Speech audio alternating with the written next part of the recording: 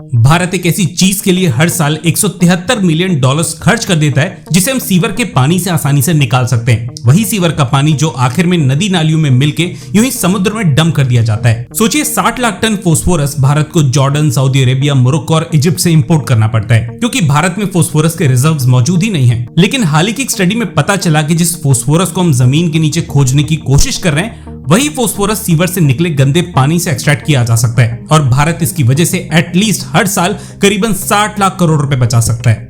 एक स्टडी के मुताबिक भारत हर साल करीबन 15 lakh ton sewage sludge generate करता है। आम भाषा में स्लज सीवर के पानी से निकली हुई गाढ़ी कीचड़ को कहा जाता है। देखिए, आपने सुना होगा कि सीवर और ऐसे ही वेस्ट से हम बायोगैस बना रहे हैं, लेकिन बायोगैस बनने के बाद जो कीचड़ निकलता है उसे ऐसे ही जमीन पे डाल दिया जाता है। आमतौर पे बचा हुआ स्लज ऑर्गेनिक खाद का भी काम करता है, लेकिन कई बार यदि इसका ट्रीटमेंट नहीं किया गया तो इस तरह के स्लज में ऐसे खतरनाक केमिकल्स और बैक्टीरिया भी बच जाते हैं जो फसल को फायदा कम नुकसान ज्यादा पहुंचाते हैं। ऐसे ही स्लज को जब लैब में टेस्ट किया गया और इस पर रिसर्च की गई तो पता चला कि बायोगैस बनने के बाद भी बचे हुए स्लज से नाइट्रोजन, पोटेशियम और फोस्फोरस निकाली जा सकती है और ये वही रॉ मटेरियल्स हैं जिनका इस्तेमाल आज फर्टिलाइजर्स बनाने में होता है। अब जरा इस पे ध्यान देना। भारतीय रिसर्चर्स का कहना है कि इंपोर्टेड फोस्फोरस के मुकाबले सीवर से निकली फोस्फोरस 3 गुना ज्यादा बेहतर होती है फसलों की पैदावार में और यही वजह है कि जिस फोस्फोरस को इस गंदे पानी से रिकवर किया गया साइंटिस्ट ने उसे सुपर फोस्फोरस का नाम दिया। ये जो रिसर्च की गई थी ये दिल्ली और कानपुर के सीवर के पानी पे की गई थी क्योंकि यहीं के सीवेज ट्रीटमेंट प्लांट से ज्यादा पॉल्यूटेंट्स निकलते हैं। अब देखिए फोस्फोरस निकाला कैसे गया,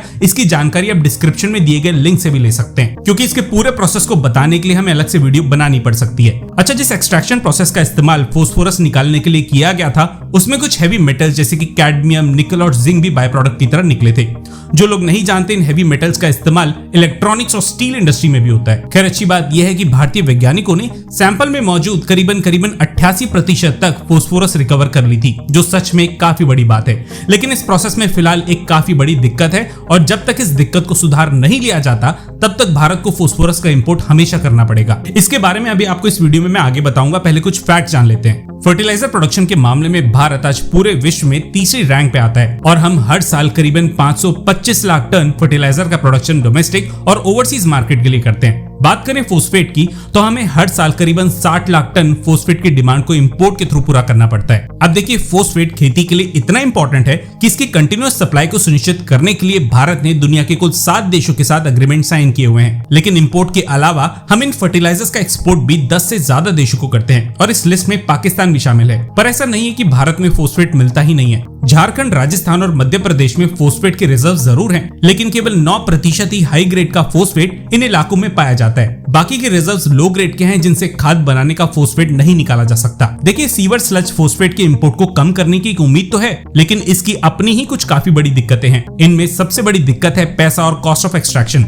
दरअसल जिन केमिकल्स का इस्तेमाल इस एक्सपेरिमेंट में फोस्फोरस निकालने में हुआ था उन केमिकल्स की कॉस्ट कई गुना होती है, इतनी कि फोस्फोरस की कीमत 130 गुना तक बढ़ जाए। आज की डेट में 1 किलो फोस्फोरस करीबन 72 रुपए का आता है, लेकिन भारतीय रिसर्चर्स की इस प्रोसेस की वजह से फोस्फोरस की 1 किलो की कीमत करीबन 9000 रुपए तक पहुंच सकती है। ये खोज IIT कानपुर के रिसर्चर्स की तरफ से सामने आई है और इन वैज्ञानिकों का कहना है कि फोस्फोरस को सीवेज से निकालने के और तरीकों पे भी रिसर्च की जा रही है जिससे फोस्फोरस के एक्सट्रैक्शन को और सस्ता और कमर्शियली वायबल बनाया जा सके। हमें यहाँ तक सुन चुके हैं तो वीडियो को लाइक किए बिना बिल्कुल भी मत जाइएगा और अगर आप चाहें तो भारतीय वैज्ञानिकों के लिए कमेंट सेक्शन में MII यानी मेक इन इंडिया लिख दीजिएगा।